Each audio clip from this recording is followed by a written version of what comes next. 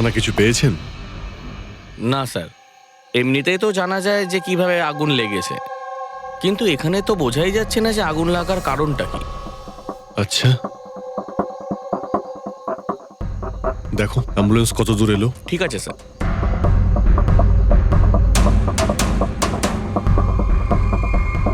খুব বাজেভাবে ঝলসে গেছে। অদ্ভুত ব্যাপার, জানতেই পারা যাচ্ছে না যে আগুনটা কি করে লাগলো।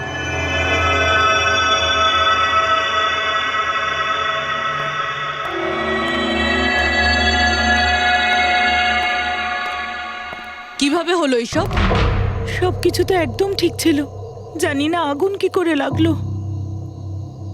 এতজন মানুষের অভিশাপ তো লাগবেই, তাই না? এই কি বললে তুমি? আমি জানতে পেরেছিলাম স্যার যে দিলীপ স্যার কোনো কোর্টের কেসে ফেঁসে গেছিলেন। খুব বড়সড় কেস ছিল স্যার, কিন্তু কিছুদিন আগে ছাড়াও পেয়ে গেছিলেন। অনেকে এই নিয়ে রেগেও ছিলেন। আচ্ছা, এই ঘটনার সুযোগ নিয়ে কেউ ওকে মেরে দেয়নি তো? না, কোর্টে উনি নির্দোষ প্রমাণিত হয়েছিলেন, উনি কিচ্ছু করেননি। কি কেস ছিল? 9 বছর আগে জামাইবাবু থিয়েটারে আগুন লেগে গিয়েছিল, যার জন্য বেশ কয়েকজন মারাও গিয়েছিল, আর সমস্ত দোষ জামাইবাবুর ঘাড়ে চাপলো। এমনি এমনি কি করে আগুন লাগতে পারে? এটা নিশ্চয়ই কারোর প্ল্যানিং। কাউকে সন্দেহ হচ্ছে আপনাদের? এটা কে করতে পারে? যে কেউ করতে পারে, অনিতাও করতে পারে। কোন অনিতা? টনির ওয়াইফ, ও এখানে এসেও ছিল।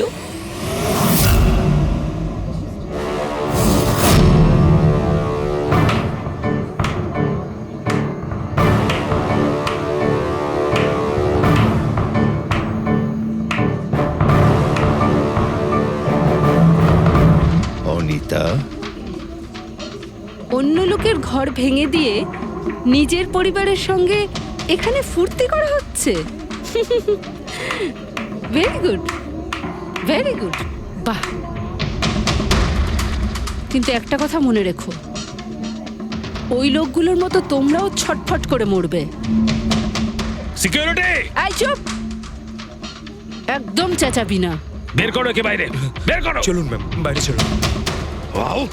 মনে হচ্ছে তোদের কি পরিণতি হবে তা নিয়ে কোনো মাথা ব্যথা নেই। তোদের খারাপ সময় শুরু হয়ে গেছে, মনে রাখিস। তুই আমার টনির সাথে যা করেছিস না, মনে রাখিস এরপরে তুই আর বেশি দিন বাঁচবি না, শুনেছিস? তুই এই নিয়ে যাবে কে? তুই আর বাঁচবি না, নরকে যাবি তুই। আর তাকিয়ে দেখছো কি? নিয়ে যাবে কে? তোকে নরক যন্ত্রণা ভোগ করতে হবে, ছটফট করে মরবি তুই, মনে রাখিস। আরে যা।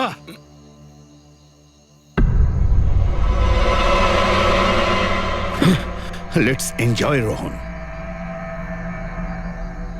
আরে ভুলে যাও।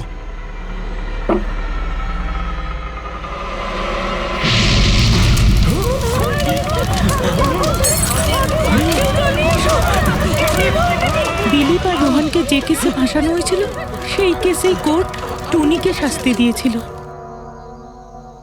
আচ্ছা, কে কে জানতো যে আপনারা এখানে রেস্টুরেন্টে আসবেন? জানি না স্যার। আচ্ছা, দিলীপ বাবু আসার আগে এই চেয়ারের আশেপাশে কাউকে দেখেছিলেন? কোনো অচেনা কাউকে? না স্যার, কাউকেই দেখিনি স্যার। এই টেবিলটাকে রিজার্ভ করেছিল দিলীপবাবু ফোন করেছিলেন, বলেছিলেন যে আমাদের জন্য টেবিল রিজার্ভ করে রাখো। সবসময় এখানেই বসতেন, এই টেবিল এই চেয়ারেই। রেগুলার কাস্টমার ছিলেন আমাদের। কারোর আগে থেকে জানা ছিল যে দিলীপ এখানে এই চেয়ারে বসবে? স্যার, চেয়ারের আশেপাশে তো এমন কোনো জিনিস নেই যা দিয়ে আগুন লাগতে পারে। এই তো অদ্ভুত ধরনের মিস্ট্রি। সিসিটিভি ক্যামেরা,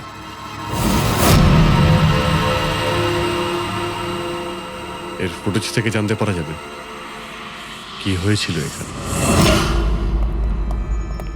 ও মাই গড,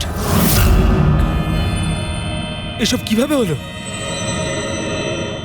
কে করতে পারে এসব? ওই করেছে যে দিলীপকে খুন করেছে প্রমাণ লোপাটের জন্য।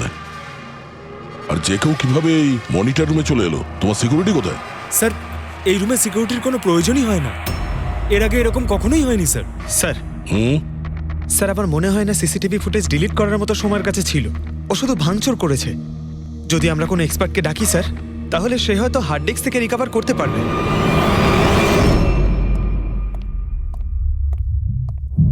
স্যার হ্যাঁ? স্যার 9 বছর আগে দিলীপ আর রোহনের একটা থিয়েটার ছিল যেটায় আগুন লেগে গিয়েছিল। এক্সিট এন্ট্রির দরজা বন্ধ থাকার কারণে 12 জন লোক আগুনে পুড়ে মারা যায়। ভিকটিমদের ফ্যামিলি যখন কেস করে তখন ইনভেস্টিগেশনে জানা যায় যে সেই সময় একজন গার্ড ছিল। হ্যাঁ, টনি। হ্যাঁ স্যার। স্যার কোর্টে এটা প্রমাণ হয়ে গিয়েছিল যে টনি অনেক মদ খেয়েছিল আর মদের নেশায় সে এতটাই চুর ছিল যে ইমার্জেন্সি এক্সিটের দরজাও খুলতে পারেনি। হ্যাঁ, কিন্তু এই টনির স্ত্রী অনিতা এটা মানতে রাজিই নয় যে ভুলটা টনি করেছিল। স্যার শুধু উনিই নন, অনেক আর্টিকেল এবং নিউজ পেপারও কিন্তু কোর্টের সিদ্ধান্তের ব্যাপারে কথা বলেছিল। যখন এই ঘটনাটা ঘটেছিল তখন দিলীপ আর রোহনের বিরুদ্ধে সলিড এভিডেন্স ছিল, কিন্তু তারপর কেস চলতে থাকলো। 9 বছর হয়ে গেল। কিছু প্রত্যক্ষদর্শী বয়ান বদলে দিল আর কিছু লোক বাইরে চলে গিয়েছিল। স্যার, দিলীপ আর রোহন নিশ্চয়ই টাকা আর ক্ষমতার অপব্যবহার করেছে, আর এই কথাটা নিশ্চয়ই টনি জানতে পেরেছিল। ওই হয়তো পাঠিয়েছে অনিতাকে দিলীপকে মারার জন্য। কিন্তু ফেডরিক, যখন অনিতা ওখানে ছিলই না, তাহলে আগুন লাগালো কি করে? না না, সিকিউরিটির লোকেরা তো ওকে বাইরে বের করছিল ওই রেস্টুরেন্ট থেকে। এমন কি জিনিস ছিল যার জন্য হঠাৎ করে আগুন লাগলো? স্যার হয়তো ডক্টর সালুংখে আমাদের কোনো হেল্প করতে পারে। না হলে অনিতা।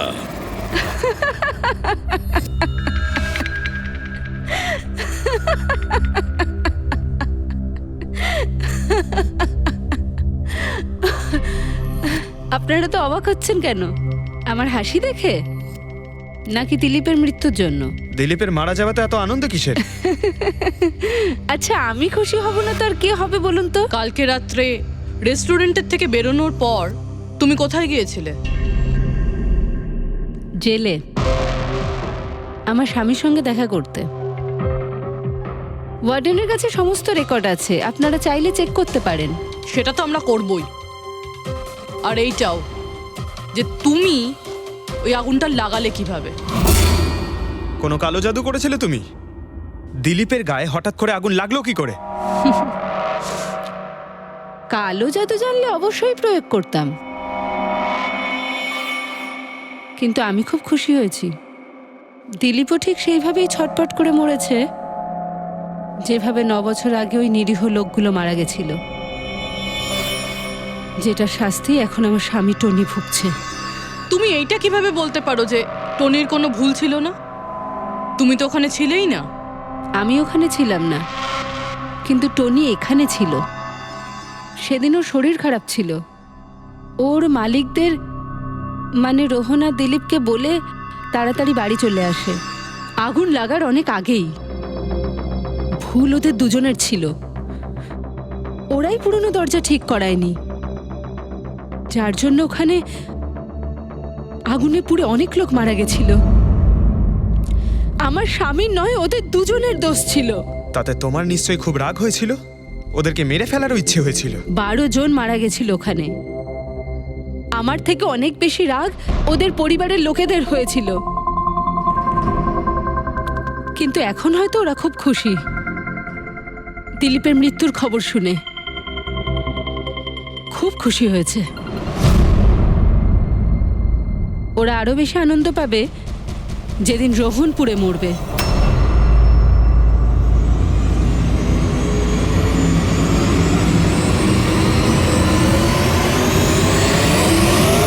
স্যার 42 জন আছে, ওই 12 জন ভিকটিমের কাছের আত্মীয় আর ফ্যামিলির লোকেরা মিলে। সাসপেক্ট বেশি আর সময় কম। স্যার, এই 42 জন লোকের মধ্যে সবার আগে সেই সমস্ত লোকেদের নাম সরিয়ে দিতে হবে যারা কালকে দিলীপের মৃত্যুর সময় শহরে ছিল। স্যার 9 বছর হয়ে গেছে এই ব্যাপারটার। হয়তো অনেক মানুষ দেশ ছেড়েও চলে গিয়েছে, আর কিছু লোক হয়তো এই পৃথিবীতেই আর নেই। তারপরেও খোঁজ তো নিতে হবে। দেখো কজন শহরে ছিল যখন দিলীপের মৃত্যু হয়।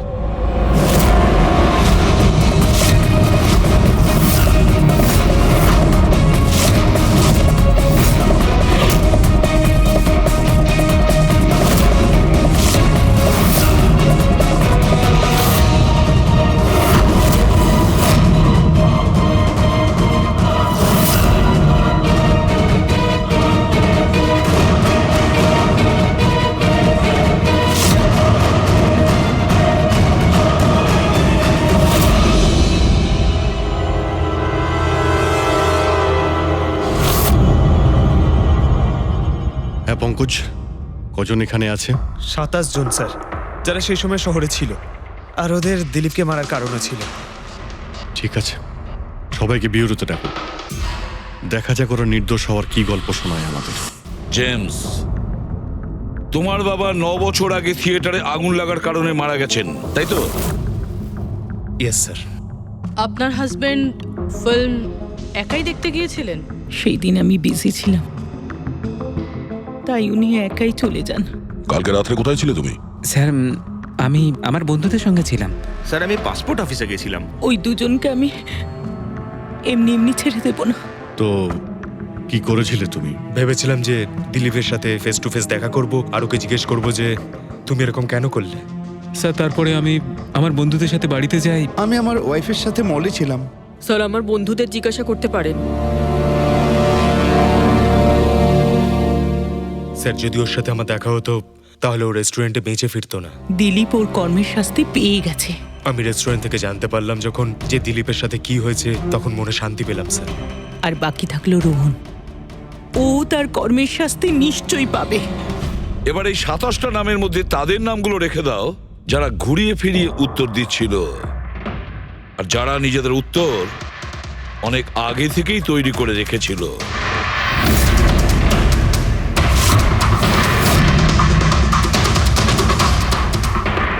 স্যার এবার 15 জন রইল। এবার এই 15 জনকে ওই দিনের ব্যাপারে জিজ্ঞাসা করতে হবে যখন 9 বছর আগে থিয়েটারে আগুন লেগেছিল। দেখা যাক কে সব থেকে বেশি রেগে যায় আর কে মুখ ঘুরিয়ে নেয়। স্যার আমার ভাই মাধ্যমিক পাশ করেছিল। ও বলেছিল বন্ধুদের পার্টি দিতে চায়, সিনেমা দেখাতে চায়, টাকা দাও। স্যার আমি সেই জন্য ওকে টাকাও দিয়েছিলাম। হয়তো ওই টাকাটা আমার ওকে দেওয়া একেবারেই উচিত হয়নি স্যার। যে এই কাজটা করে থাকুক খুব ভালো করেছে। আজকে আমি খুশি, আজ আমি খুব খুশি। কুমারবাবু, আপনি ইউনিভার্সিটিতে ফিজিক্সের প্রফেসর, তাই তো? Yes sir, head of the department physics. কিন্তু আমার নিজের ছেলেরই পড়াশোনায় কোনো ইন্টারেস্টই ছিল না। অনেক বকেছি আমি ওকে, কিন্তু তাতে কোনো রকম কোনো লাভই হয়নি। 1 নম্বরের বদমাইশ হয়ে উঠেছিল। সেদিনও কলেজ বাঙ্ক করে বন্ধুদের সাথে সিনেমা দেখতে চলে গিয়েছিল। আর স্যার তারপর ও আর কোনোদিন বাড়ি ফিরে আসেনি। হিমেশ, রাইট? তুমি কন্ট্রাক্টর না? হ্যাঁ স্যার। হিমেশ, 9 বছর আগে তুমি তোমার স্ত্রীর সঙ্গে সিনেমা দেখতে গিয়েছিল ওই সিনেমা হলে? আমাদের নতুন নতুন বিয়ে হয়েছিল, স্যালোনির সাথে সিনেমা দেখতে গিয়েছিলাম। ওর খুব খিদে পেয়েছিল, আমি সিঙ্গাড়া আনতে বাইরে গেছিলাম। আমি আমি ওখানে ফিরে গিয়ে দেখলাম ওখানকার দরজা লক হয়ে গেছে, আর ভেতর থেকে লোকেদের চিৎকার চেঁচামেচি শোনা যাচ্ছিল, আর আর খুব ধোঁয়া বেরোচ্ছিল ওখান থেকে। আমি স্যার দরজা খোলার অনেক চেষ্টা করেছিলাম, আমি খুব চেষ্টা করেছিলাম। আমি পাগলের মতো দরজায় ধাক্কা দিতে থাকি। সালোনি সালোনি সালোনি বলে আমি চিৎকার করতে থাকি, কিন্তু আমি কিচ্ছু করতে পারিনি স্যার। আমি কিচ্ছু করতে পারিনি, আমার সালোনিকে আমি বাঁচাতে পারিনি। ওখানে তো একটা গার্ডও ছিল না, টনি? ও কি দরজা খোলেনি? ছিল না স্যার। ওখানে কোনো গার্ড মানে আর কাউকে দেখেছিলে তুমি? কেউ ছিল না স্যার, কেউ ছিল না। আমি 9 বছর আগে কোর্টে যে কথা বলেছি আজও তাই বলছি। যখন সিনেমা হলে আগুন লেগেছিল তখন টনি ওখানে ছিল না স্যার।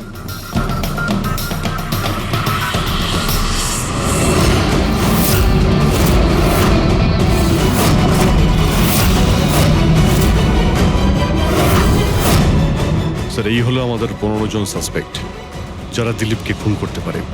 স্যার পুলিশ বলছিল যে ফায়ারম্যানরাও বলতে পারেনি যে আগুনের এক্স্যাক্ট সোর্সটা কোথায় ছিল।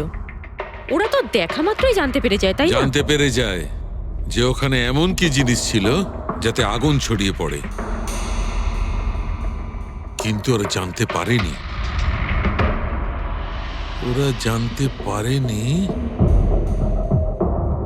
ওরা এই জন্য জানতে পারেনি কারণ ওই জিনিসটার না ছিল কোনো গন্ধ, না ছিল রং। Exactly sir. যদি এটা লিকুইড হতো না তাহলে দিলীপ নিশ্চয়ই বুঝতে পারতো ওই চেয়ারটায় বসা মাত্রই। আর পাউডার থাকলে আমরা টেস্ট করে পেয়ে যেতাম। তার মানে এটা তো গ্যাস। তার মানে হচ্ছে এটা ছিল গ্যাস। গ্যাস? এই জন্য ওই ফায়ারম্যান জানতে পারেনি যে কিসের জন্য আগুন লেগেছিল। ইনফ্লেমেবল গ্যাস বস, যার শুধু একটা স্পার্কের দরকার হয় জ্বলে উঠবার জন্য। কিন্তু একটা কথা বুঝতে পারছি না, দিলীপ যে চেয়ারে বসেছিল সেই চেয়ারে গ্যাস আসলো কোথা থেকে? চেয়ার থেকেই। কি চেয়ার থেকে? সেটা এইভাবে বস, যে চেয়ারে দিলীপ বসেছিল তার নিচের অংশে কেউ ওই ইনফ্লেমেবল গ্যাসকে স্প্রে করেছিল। মারা যাওয়ার সময় দিলীপের সংস্পর্শে দুটো জিনিস ছিল। একটা তো এই চেয়ার যেটাতে ও বসেছিল, আর একটা ওয়াইনের গ্লাস যেটা ও হাতে ধরেছিল। আমরা এই দুটো জিনিসই চেক করেছি। তো এই চেয়ারটা থেকে আমরা ইনফ্লেমেবল গ্যাসের কিছু ট্রেসেস পেয়েছি। বস, আমাদের আশেপাশের পরিবেশে সর্বদা জ্বলনশীল পদার্থ ঘুরে বেড়ায়, যেটা কখনো কখনো স্পন্টেনিয়াসলি জ্বলে যায়। যেমন হচ্ছে মাস গ্যাস, একটা ন্যাচারাল বায়োগ্যাস, আর জ্বলনশীল গ্যাস এর মেইন কম্পোনেন্ট। তার মানে ইনফ্লেমেবল গ্যাস যে কোনো সময় হাওয়াতে এমনি এমনি জ্বলে উঠতে পারে? না ফ্রেডি, নিজে নিজে নয়। যখন পরিবেশটা খুব বেশি উত্তপ্ত হয়ে ওঠে আর সেটা পরিবেশের অক্সিজেনের সঙ্গে মিশে যায়, তখন একটা সুপার হাই টেম্পারেচার উৎপন্ন হয়, যার কারণে এই আগুন লেগে যায়। কিন্তু ডক্টর সালুখে, ওখানে তো এরকম কোনো হাই টেম্পারেচারের মতো কিছু ছিলই না। এক্স্যাক্টলি, এমন কোনো ডাইরেক্ট সোর্স ছিলই না যাতে তাপ উৎপন্ন হতে পারে। বস, এই জন্যে আমার মনে হচ্ছে খুনি কোনো এক্সট্রা ডিভাইস ব্যবহার করেছিল এই এত বেশি টেম্পারেচার উৎপন্ন করার জন্য। আর এই চেয়ারটা তো রেডিই ছিল, এর তো শুধু একটা স্পার্কের দরকার ছিল। কিন্তু স্যার, এভাবে কেউ হিট কিভাবে উৎপন্ন করবে? হ্যাঁ, করা যেতে পারে তো। যেমন উদাহরণস্বরূপ ম্যাগনিফাইং গ্লাস। ম্যাগনিফাইং গ্লাস দিয়ে সূর্যের রশ্মিকে বিশেষভাবে ফোকাস করে আমরা ছেলেবেলায় কাগজ পড়াতাম।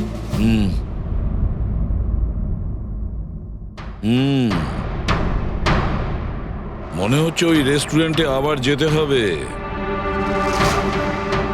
খোঁজ নিতে হবে কিসের থেকে আগুনটা লেগেছিল।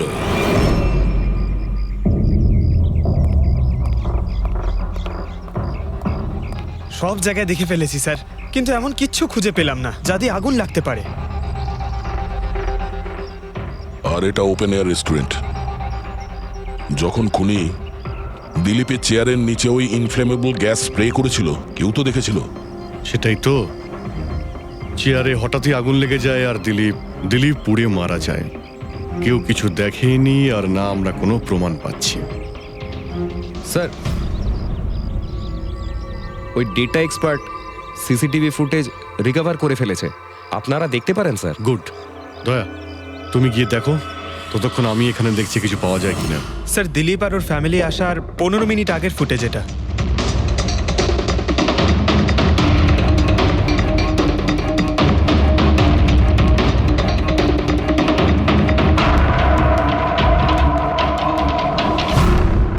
এ চেয়ার চেঞ্জ করছে। এর কোনো দ্বিতীয় অ্যাঙ্গেল আছে কি এই সময়েরই? চেক করো। 1 মিনিট স্যার।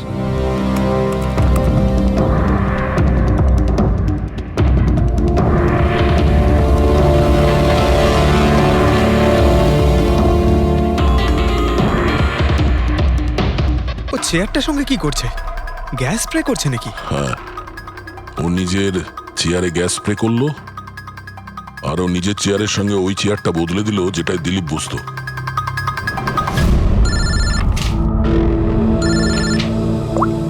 হ্যাঁ দয়া। আচ্ছা,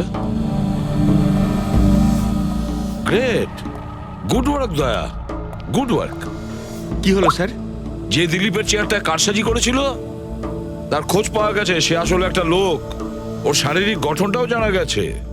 আর দেখি আমরা, দয়া ফটোটা পাঠাচ্ছে।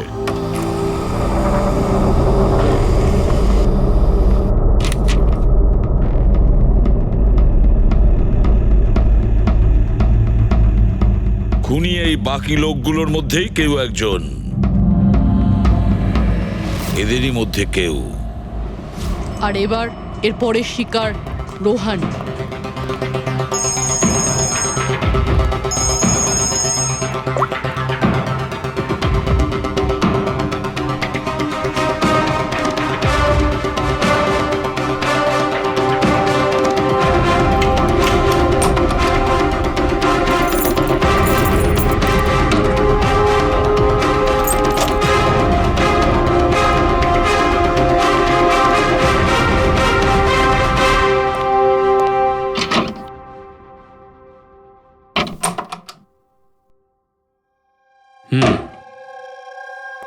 আমার মনে হয় কারোর আমার আর দিলীপের মুক্তিতে অসুবিধা হচ্ছে। আমার প্রাণের ঝুঁকি আছে এখানে। I'll talk you later, bye. Sir, everything is okay. All right, তুমি এখানেই থাকবে আর কাউকে ভেতরে ঢুকতে দেবে না। Be alert, okay? Okay sir.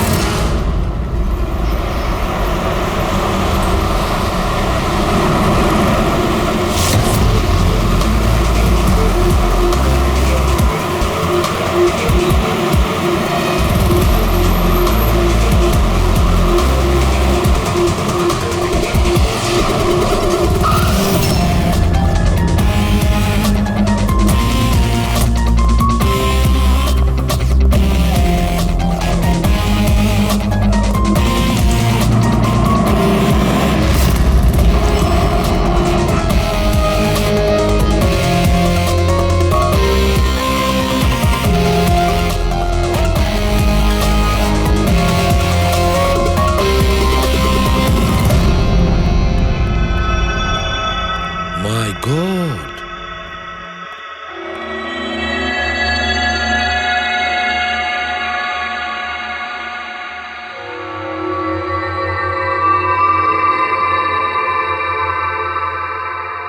কি হয়েছিল এখানে আর কিভাবে?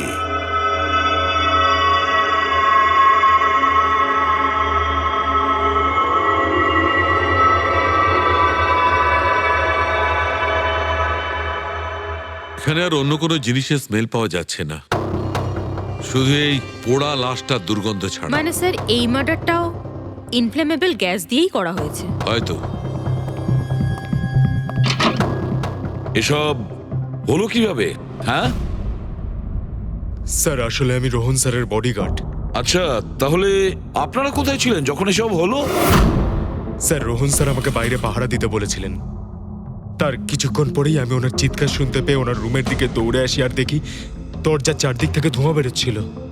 আমি অন্য চাবি দিয়ে দরজা খুলে ভিতরে যাওয়ার পর দেখলাম যে স্যার ততক্ষণে রোহন স্যার পুড়ে গেছেন। আপনারাও কেউ কিছু জানেন না? অদ্ভুত ব্যাপার, রুমের মধ্যে কোনো সূত্র পাচ্ছি না, শর্ট সার্কিট হয়নি, পর্দাটা ভেতর থেকে বন্ধ, এই উইন্ডোজটা পার্মানেন্টলি ক্লোজড, কেউ বাইরে থেকে ভেতরেও আসতে পারবে না, আর বাইরে থেকে ভেতরে কোনো ভিউও নেই, কেউ দেখতেও পাবে না। তাহলে লোকটা মরলো কিভাবে? এটার থেকে আগুন লেগেছে বস।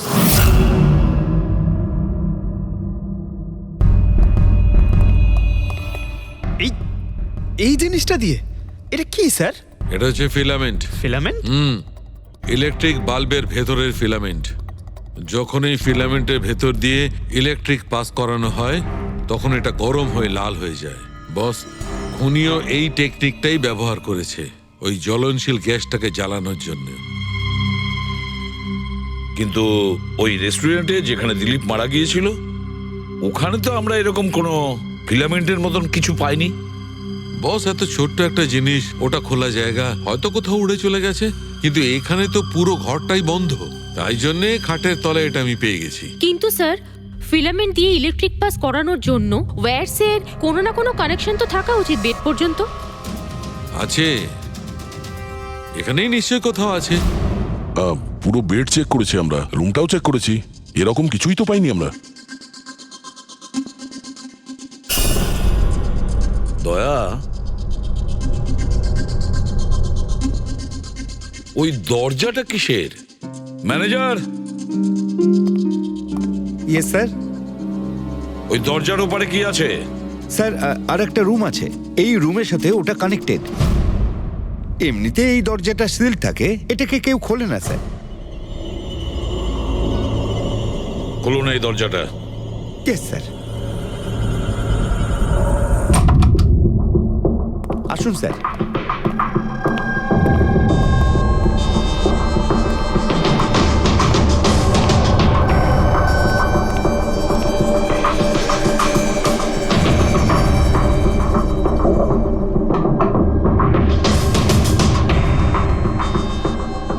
আচ্ছা ম্যানেজার বাবু, কার রুম এটা? কে থাকে এই রুমটাতে? কোনো একজন গেস্ট স্যার, ডিটেলস চেক করতে হবে। দেখুন। Okay sir.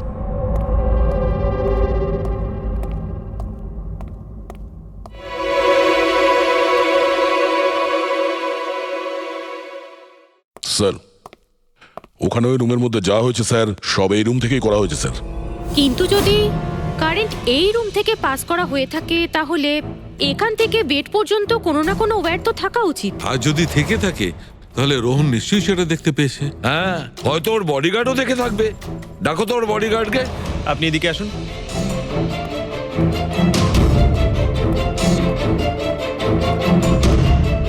একটা কথা বলো, যখন তুমি রোহনের ঘরে এসেছিল তখন কোনো তার দেখেছিলে এখানে এই দরজা থেকে ওই রুম পর্যন্ত? কোনো কিছু? না স্যার, রোহন স্যার এই রুমে ঢোকার আগে আমি এই রুমটাকে খুব ভালো করে চেক করেছিলাম, কিন্তু তার বা সেরকম কিছু আমার চোখে পড়েনি। ঠিক আছে, যাও তুমি। যাই হোক না কেন দয়া, খুনি এই দরজাটা ব্যবহার করেছে। এই দরজা দিয়ে রোহনের রুমে আসে আর রোহনের বেডে ইনফ্লেমেবল গ্যাস স্প্রে করে, আর যে কোনো ভাবেই হোক ফিলামেন্টে কারেন্ট দিয়ে দেয়, তাতে ফিলামেন্ট গরম হয়ে যায় আর ইনফ্লেমেবল গ্যাসে আগুন ধরে যায়, আর তাতে রোহনের মৃত্যু হয়। বস, একটা কথা কিন্তু ঠিক, খুনি যেই হোক না কেন তার ইলেকট্রিক আর কেমিক্যাল সম্পর্কে খুব ভালো জ্ঞান আছে। প্রফেসর কুমার, ফিজিক্সের প্রফেসর কুমার, ওর থেকে আর কে বেশি জানতে পারে এই ব্যাপারে? স্যার, ওই প্রফেসর কুমারের সঙ্গে দেখা করো। স্যার। দয়া, আমিও যাব তোমার সঙ্গে।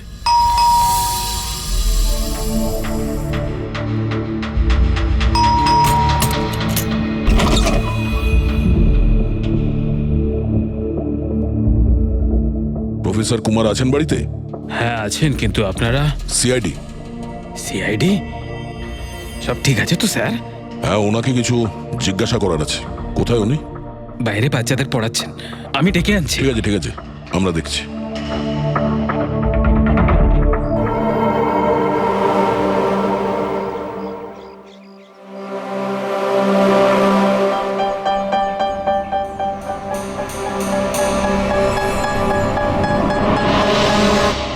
মিস্টার কুমার, আপনার কাছে আমাদের কিছু জিজ্ঞাসাবাদ আছে।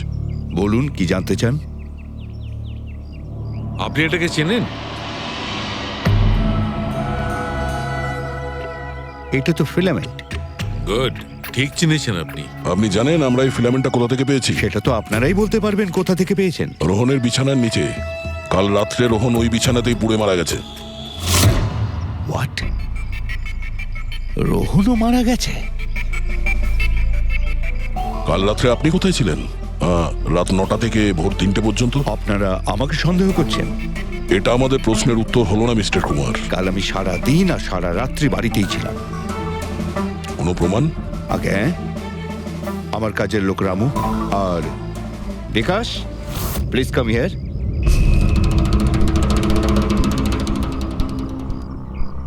Yes sir. এনাদের বলো যে কাল কোথায় ছিলাম।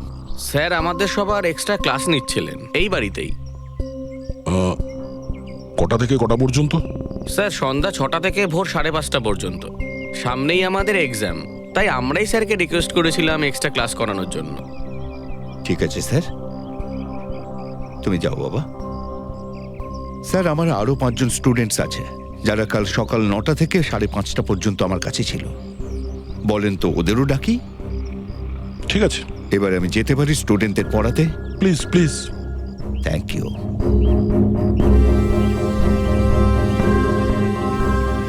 হ্যাঁ, তাহলে আমি যেটা বলছিলাম যে শোল্ডারিং ওয়্যার ছাড়াও আমরা মাদারবোর্ড ফিক্সড করতে পারি with the help of adhesive conductor.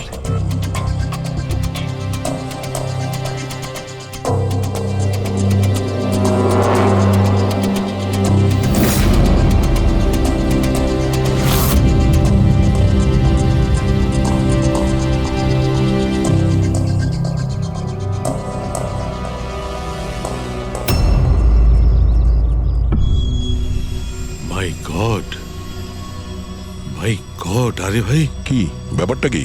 আরে ভাই, এই ভুলটা আমি কি করে করলাম? কি গড, বুড়ো হয়ে গেছি আমি বুড়ো হয়ে গেছি। দয়া একটা কাজ করবে, 1 ঘন্টা পরে ফরেন্সিক ল্যাবে দেখা করো। একটা জিনিস দেখাবো। 1 ঘন্টা পরে। আরে ওই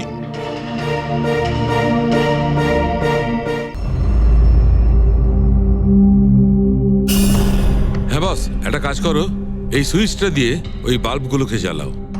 এই সুইচ দিয়ে? এই সুইচ দিয়ে? হ্যাঁ হ্যাঁ, এই সুইচটা দিয়ে। আরে এর মধ্যে কোনো কানেকশন দেওয়া নেই, কিভাবে জ্বলবে? তুমি প্রশ্ন করো না, কখনো কখনো আমার কথাটাও মেনে নাও। কখনো কখনো। এই অন করলাম। কই স্যার, কিছুই তো হলো না। হবে হবে। আরে কি হবে? কিছুই হবে না। হবে ভাই, বিলিভ মি, হবে। 1 মিনিট। আরে ওর শরীর ঠিক আছে তো? হ্যাঁ স্যার, জানি না কি হয়েছে, প্রফেসর কুমারের সঙ্গে দেখা করে আসার পর থেকেই উনি বাল্ব নিয়ে খেলে যাচ্ছেন। একটা কথা বলো, ওই ফিঙ্গারপ্রিন্ট গুলোর খবর কি, যেগুলো তুমি হোটেলের লোকেদের কাছ থেকে নিয়েছিলে আর ওই রুমটা থেকে নিয়েছিলে? স্যার, অনেক ফিঙ্গারপ্রিন্টস পাওয়া গেছে, কিন্তু সবগুলো স্টাফ মেম্বারসদেরই, এছাড়া আর কারোর পাওয়া যায়নি। এটা কিভাবে সম্ভব? এই যে দাদা, একটু এই দিকেও দেখুন। হ্যাঁ হ্যাঁ, দেখছি। হ্যাঁ,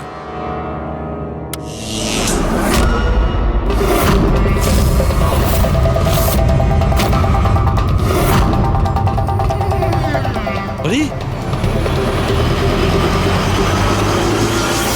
স্যার, স্যার এই বাল্বগুলো জ্বললো কিভাবে? এ কি কাণ্ড করলেন ডক্টর সালুকে? কোনো তার ছাড়াই আপনি সবকটা বাল্ব জ্বালিয়ে দিলেন। কিন্তু ডক্টর সালুকে, এটা আপনি করলেন কিভাবে? এটা ঠিক তেমন ভাবেই হয়েছে ফ্রেডি, যেমন ভাবে খুনি করেছিল। ওই দিলীপের চেয়ারটাতে আর রোহনের বেডে। ম্যাজিশিয়ান সালুকে, এবার পরিষ্কার করে বলুন আপনি সব করলেন কিভাবে? কারেন্ট কি হাওয়া থেকে আসলো? হাওয়া থেকে আসেনি বস, তাহলে? কারেন্ট এসেছে ইলেকট্রিক পেইন্টের সাহায্যে।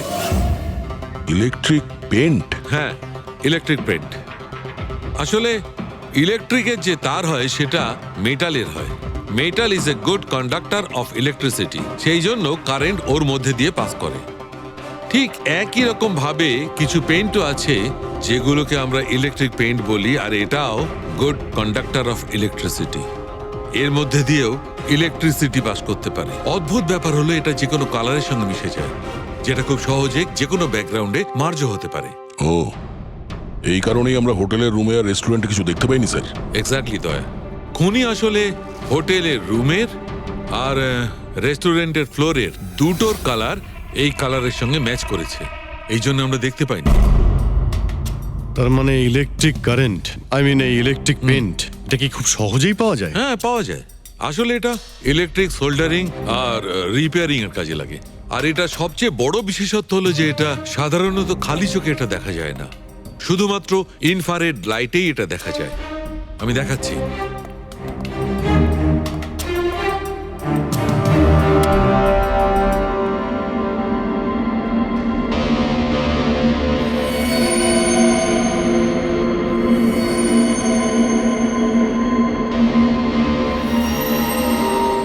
দেখেছো বস? হ্যাঁ, খনিও ঠিক এইভাবেই ইলেকট্রিক পেইন্টের ব্যবহার করেছে আর এই সার্কিট তৈরি করেছে।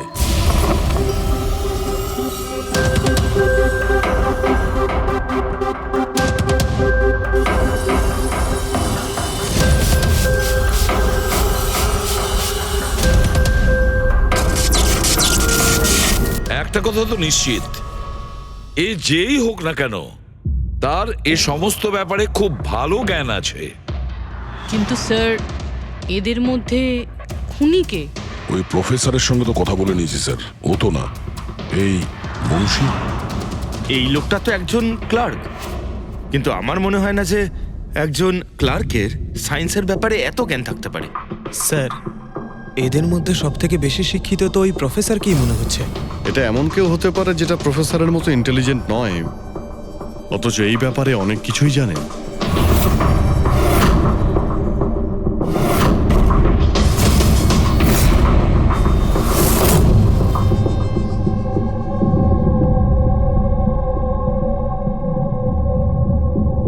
সেই লোকটা অভিজিৎ, এই লোকটাই সে। মনে পড়ছে কি বলেছিল আমাদের, যে ও কি কাজ করে?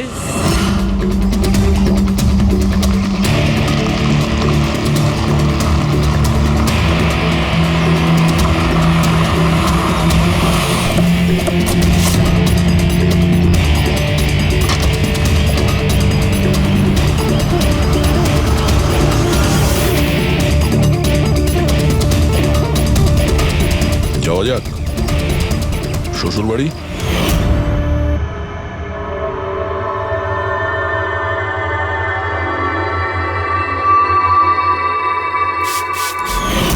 দিলীপ আর রোহনের ওপর কেস হয়েছিল, কিন্তু আমি জানতাম ওরা টাকার পাওয়ারের জোরে ছাড়া পেয়ে যাবে।